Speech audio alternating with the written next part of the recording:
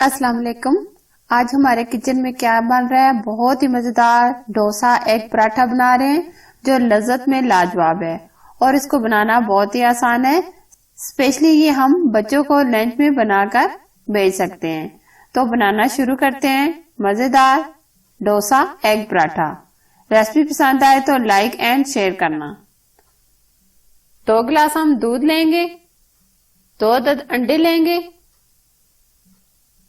दूध में हम इसको मिक्स करेंगे। अंडों को हमने बहुत ही अच्छे तरीके से मिक्स करना है।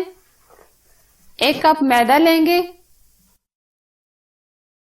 दूध के अंदर हम इसको बहुत ही अच्छे तरीके से फेंट लेंगे। ½ टी स्पून नमक ऐड करेंगे, ½ टी स्पून रेड चिली। इस मिक्सचर को हम बहुत ही अच्छे तरीके से फेंट लेंगे। अब हम इसको 10 मिनट के लिए रेस्ट पे रख देंगे ताकि ये अच्छे से सेट हो जाए। नेक्स्ट स्टेप में हम 3 अंडे लेंगे, 1 अदद टमाटर लेंगे, 1 मीडियम साइज का प्याज लेंगे, बारीक चॉप कर लेना है।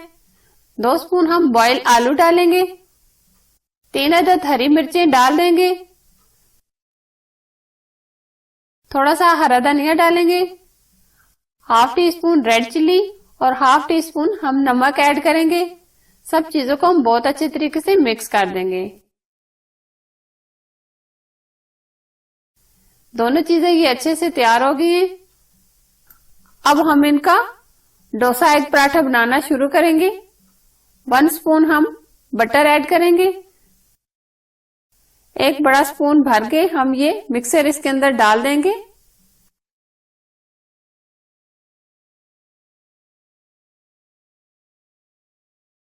आंच हम बिल्कुल स्लो कर देंगे। ये साइडों से जब तक पक ना जाए तब तक हम इसको पकाएंगे। अब ये जो हमने अंडे का मिक्सर बना के रखा था ये इसके ऊपर हम इस तरीके से डाल देंगे।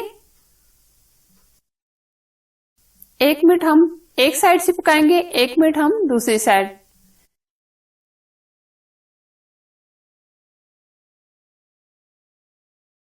अब हम इसकी साइड चेंज करेंगे। ऊपर से हम हल्का सा इसको दबा देंगे ताकि ये अच्छे से पक जाए।